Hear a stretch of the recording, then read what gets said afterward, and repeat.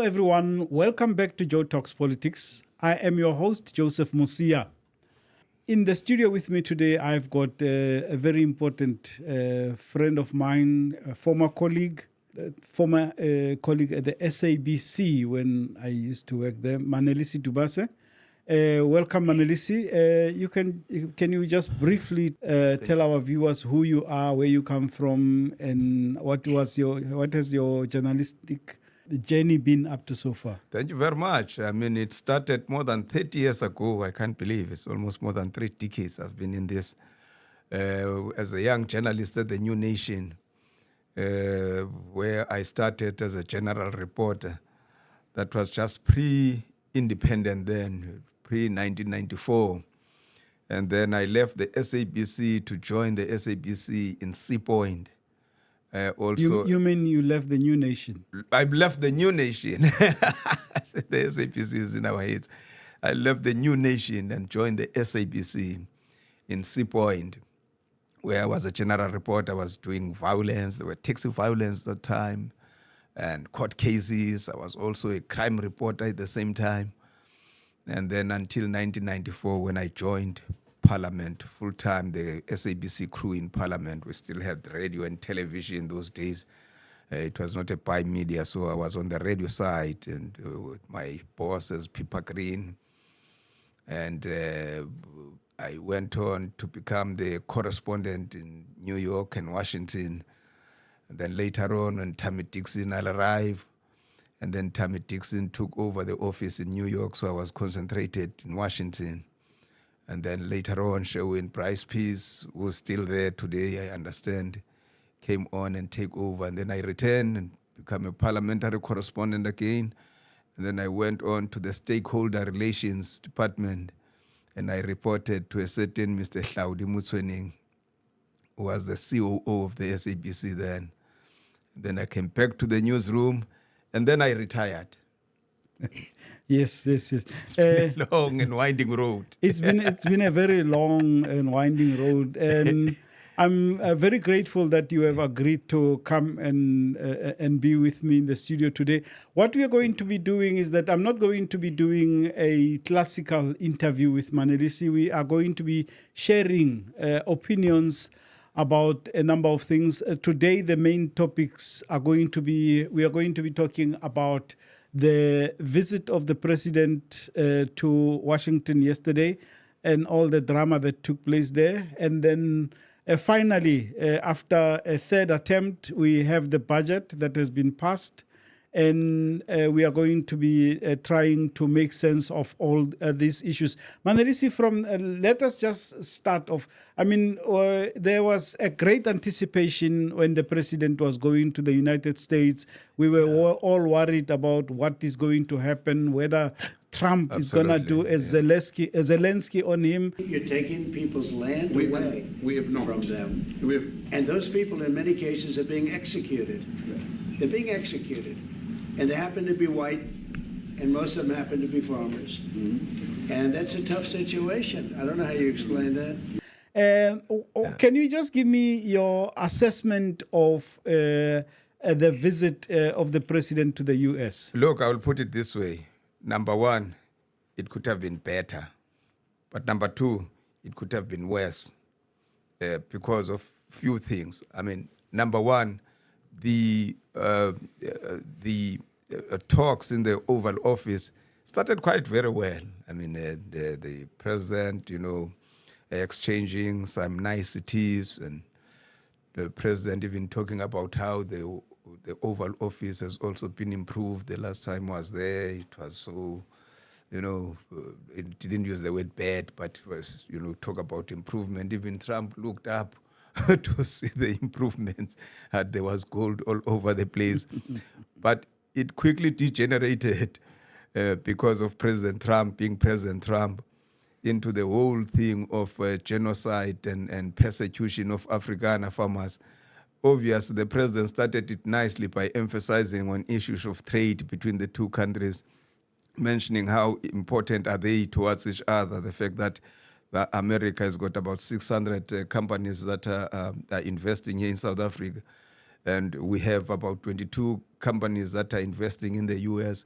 It was smooth sailing up until then, until President Trump was asked a question, do you now have facts about genocide and persecution? And the president decided to answer on his behalf. And from there, it degenerated into a theater that we saw, which was bad to me, you know, by that time, because it just distracted from the main issues. I think the issue of genocide and persecution could have been rightly addressed behind the closed doors, not in that forum. But President Trump is a television man, and I was saying to somebody that there is, in my knowledge, I might be wrong, but I've never seen a crew, television and print camera crews that are as many as I've seen in the White House when I was there at any given day, not on Monday or Tuesday or Sunday, at even any given day I was there. And that's what Trump liked most. It played right into his gallery and his constituencies within the MAGA movement of the Conservative Party. Yes, as you say, he is quite a showman. We know him, most of us got to know him as the host of The Apprentice, where he was firing people left, right, and center.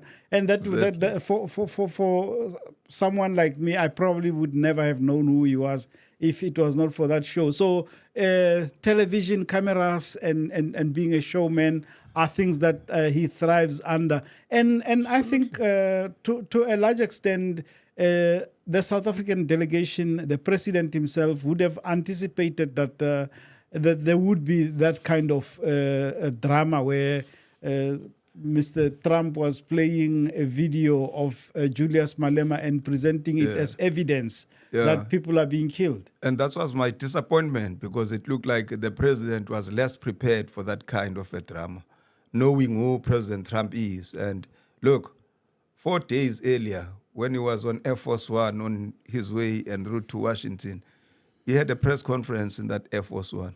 He repeated the same thing of genocide and persecution. Then within that week alone, his Secretary of State, Marco Rubio, appeared at the Capitol. He repeated that thing, both of them without giving any fact to back that up. So surely we should have anticipated that that would be the theme Trump was going to be interested in. And he threw that video of Julius Malema. He took out some pictures showing, look, killings, all killings. And it looked like the president was surprised. At one stage, he even asked Trump himself that, where is this? In which town is this, Mr. President? I mean, to me there, it looked like a president who doesn't know what's going on in his own country. Turn the lights down, and just put this on. It's right behind you, Johan. There's nothing this parliament can do. With or without you, people are going to occupy land. We require no permission from you, from the president, from no one. Articles over the last few days. Death of people. Death. Horrible death. Death. I don't know. To pick anyone, white South Africans are fleeing because of the violence and racist laws, and this is all. But to be fair to the president, this incident that Trump showed, where he was saying people up, we all know that it was a demonstration by people who have been pushing this narrative of white genocide. That's exactly the case. That's exactly the point. I mean, we should have known that Trump doesn't have facts to back this up. And he's going to grab anything he can grab. Because even those newspaper clips, I saw others times live and all that. And I was asking myself, when was that taken? When was that and where? Actually, because you'll find that those are all pictures, but Trump can get whatever. But in that case, then you admit there's no way that the president or the South African delegation could have anticipated that. You could have. You can anticipate drama. You can say We know that he's going to try. But as to what angle he's going to come from, there's no way of knowing. I respectfully disagree. Look, you can't control what Trump is going to say. You can't know what Trump is going to say. But that was Trump's theme. And he's been asked, do you have facts to back this up? He's never had anyone. Now he's going to meet with the president of South Africa. The president of South Africa has got facts. The EU ambassadors, in terms of Germany, France, Britain, I think it's Dutch, there were about 4, they written a letter saying that there's no such in South Africa. We're operating here, there's no genocide, there's no persecution of anyone. The Human Rights Science Research Council has got a very, very good document that is outlining these things to see that there's nothing of that sort. The president could have armed with those documents and gave him to translate, here are facts. No, but you can't do that as a president of a country. Come armed with. I mean, the two of us agree. This is the drama. This is Donald Trump. There's no way that the South African president, who behaves like an adult, a reasonable person, would then have gone to. I mean, he could have taken those documents that you're talking about, and when he gets there, Trump produces a different kind of drama. Big mistake to think of that. Trump has started his theme and he was going to go with it all the way. I was saying the other day, Trump started as if he was just, maybe making a joke or something when he said the elections in America, when he lost in 2021, were stolen. But Trump continued with that theme right up until he again stood for an election now. There were no facts to back it. Even in the red states, he couldn't produce any facts to back that up. So that's Trump, number one. Number two, should the president have anticipated? There you have the international audience. You don't have to play into your audience back at home, because he was playing, around his audience, his constituency, the MAGA constituents of the Conservative Party. Fox Television took that whole thing live. That's where they are.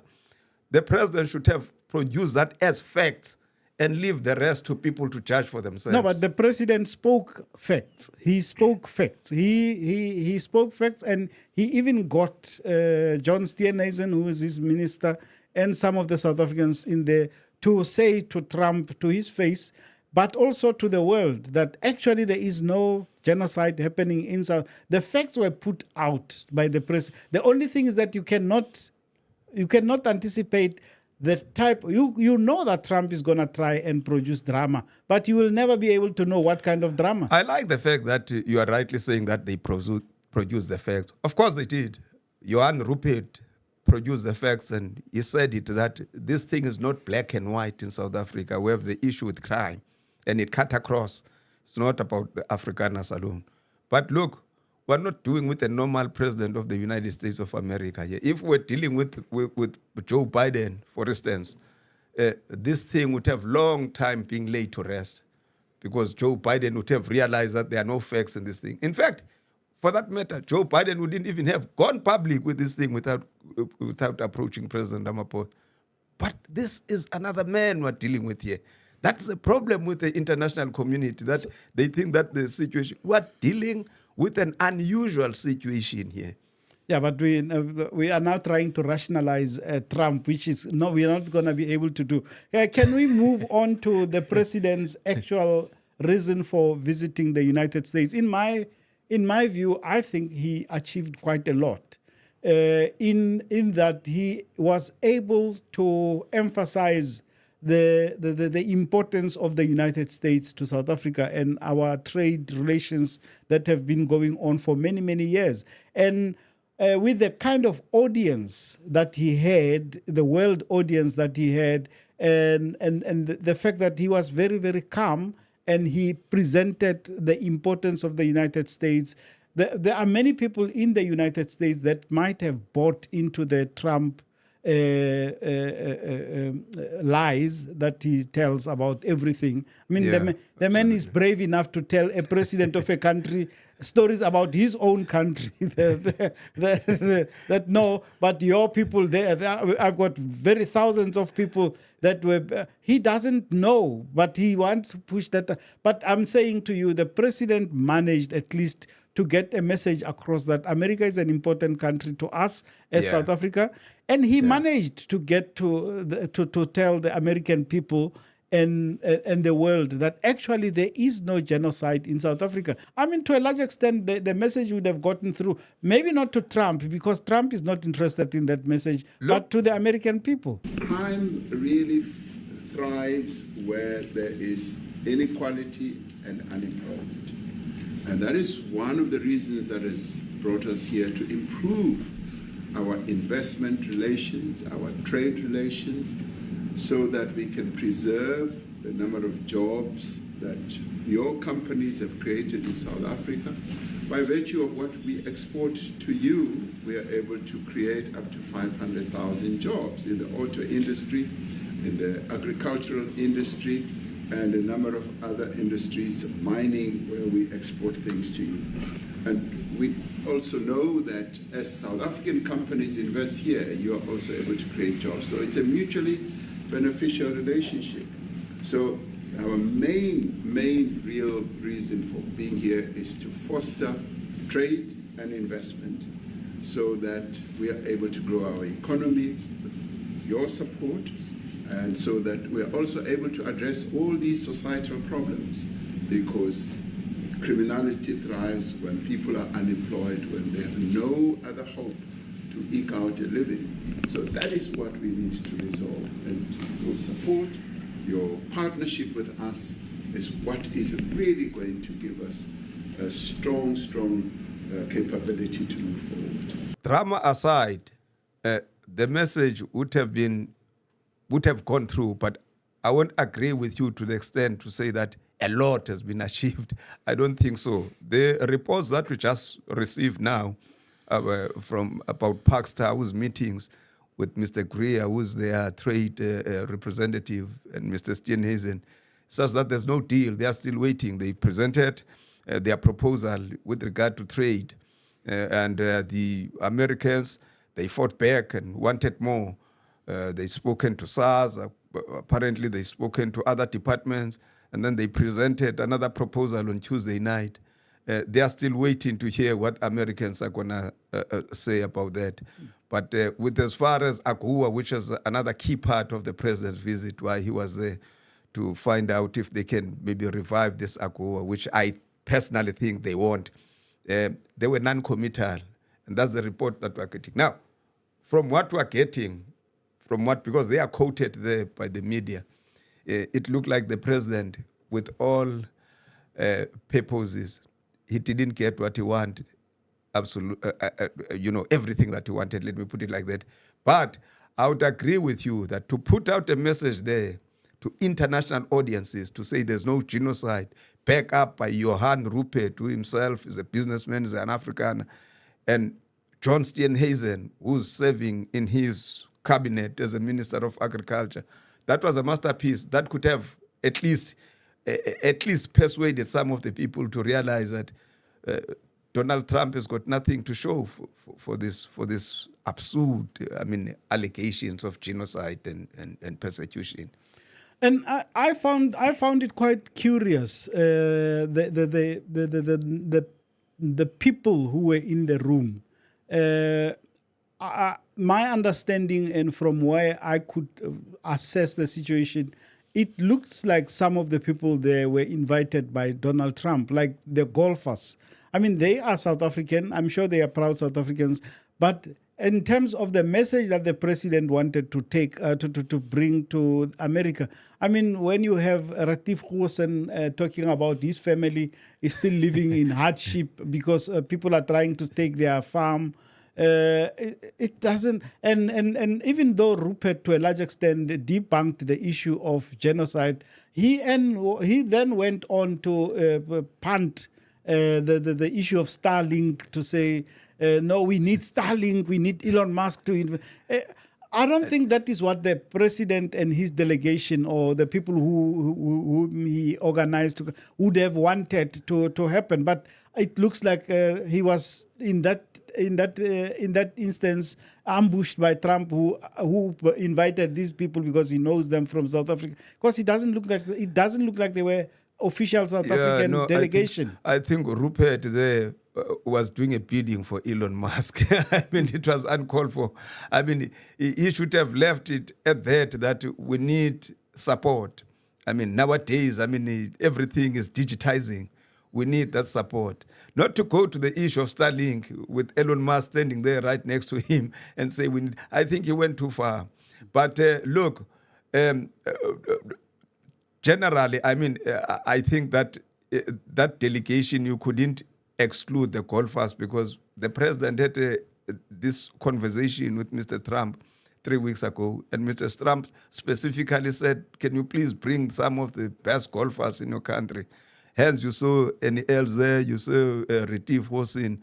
There was this special request of President Trump. If you want to not to rub him on the wrong side, you do that. But what I think should have happened, because I didn't see Mcebisi Jonas there, I understand he was in London. I didn't see Aldrin Go, the representative of a formal business structure in South Africa. I think that he could have juxtaposed his delegation a little bit to reflect that kind of a thing. I'm not sure if Donald Trump loved the union, doesn't like them at all. And I don't think to go there with the president of a big trade union and give him a chance when you have your Minister of International Relations who could have at least gave a good backup about his colleagues that is, talking to in terms of the foreign ministers of other countries and what they are saying about South Africa and this genocide. I don't think that with all due respect to Ms. Losi, I think the president was just also playing to his own gallery back at home, that he can go back home and say to COSATU and the SACP, you see, you're also fully represented there.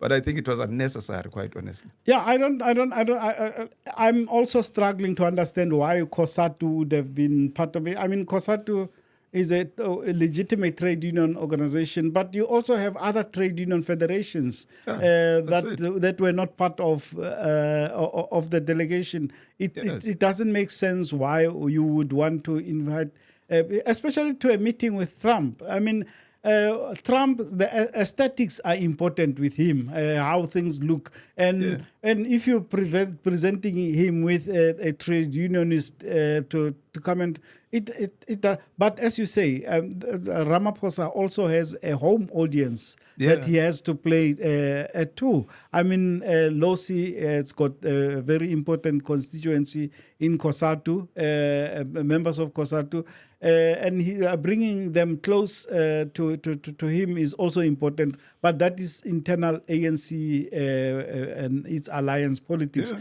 But I think it was that particular invitation was a miss. It was not a hit. But if we move further on this particular topic, I must say, Manelisi, I was quite impressed by how calm the president took everything. He was very measured. He didn't become emotional. Although, I mean, when Trump played the Malema video, you could see that the president is somehow shaken. He didn't know how to react. He found, but it is Trump. You go there. It is anything is bound to happen. It was absurd. It was absurd. Let's call it like that. First of all, Malema is not a government official. Malema is a leader of an opposition party. So in any democracy, leaders of the opposition parties will say all sorts of things. But it has nothing to do with the government. The government is clear in terms of where they want the country to be. And they don't want to kill the farmers or kill the poor. The government is clear on that. And President Trump, I doubt if he doesn't know that. He knows it. But he has made his mind. He has made his mind. So he will stick to that thing. But it was important what the two things that Steenhuisen said in that same meeting. That number one, he was in the recent biggest Southern African expo, agricultural expo. And all these farmers were there. And he's right. I mean, I've seen the presidents of Agri-SA, I've seen all of them there. They were there. They don't want to go anywhere. They want to farm in South Africa. They want to live here. That's number one. Number two, if Trump behaved the way he behaved in America, and they start isolating all governments that, at least are having a sympathetic ear, for America, the next thing is just going to get Malema and the MK at the Union Building. And he will never like that. Although, unfortunately, he will be out of office. But that's not good for any of them. And the Europeans knows that. That's why the president of the European Commission was here. And other high officials from the European Union, they were here. And they pledged investments. They know that this is the best we have. And that's what you can do in any other country. You can align yourself with people who at least, even if you don't think alike as such, but at least you can take each other somewhere, halfway. What to do. That's what the government of national unity is. It's good for Europe, it's good for America, it's good for China, it's good for Russia. And on the issue of the president and his emphasis on presenting the facts, whereas Donald Trump, as you say yourself, he knows the truth. He's got all the resources at his disposal, all the information that you can. But we know that Trump falls in a particular school of thought in terms of geopolitical relations. He is pushing the movement, the conservative movement, not even just conservative, the ultra right movement. He is pushing. So any narrative, I mean, the fact that he can accept 49 South Africans, whereas the world is full of refugees that need actual help.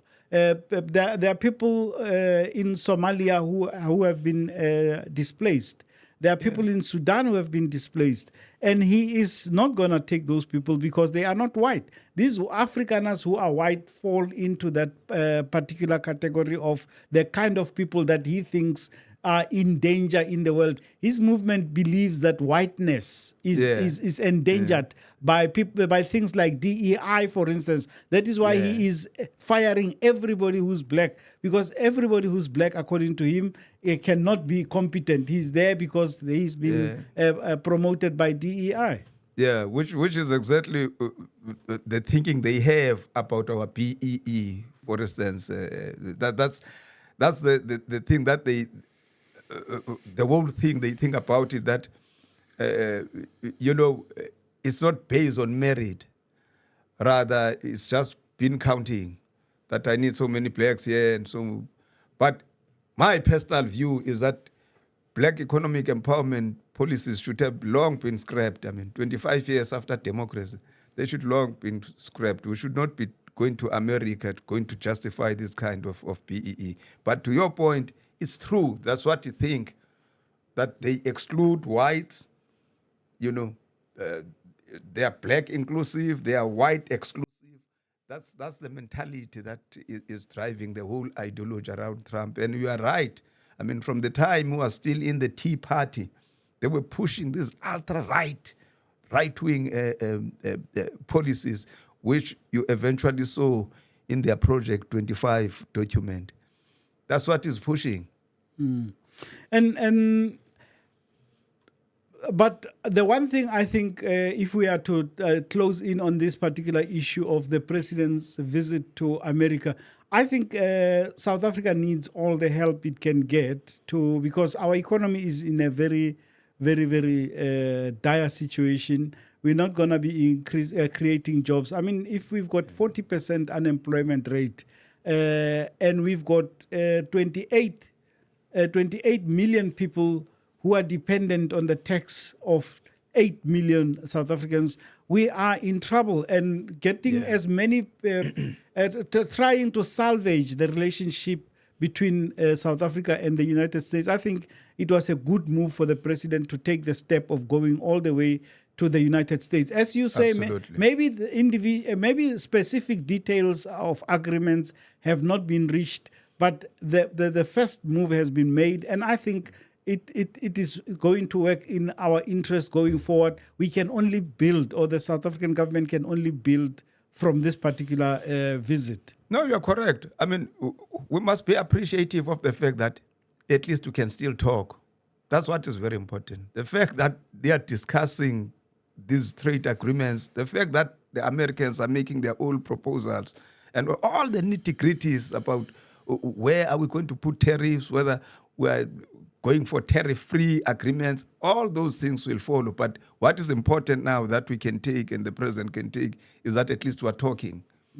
And moving back home, finally, after 3 attempts, the Minister of Finance has managed to present a budget that looks like it's going to have the support of the majority.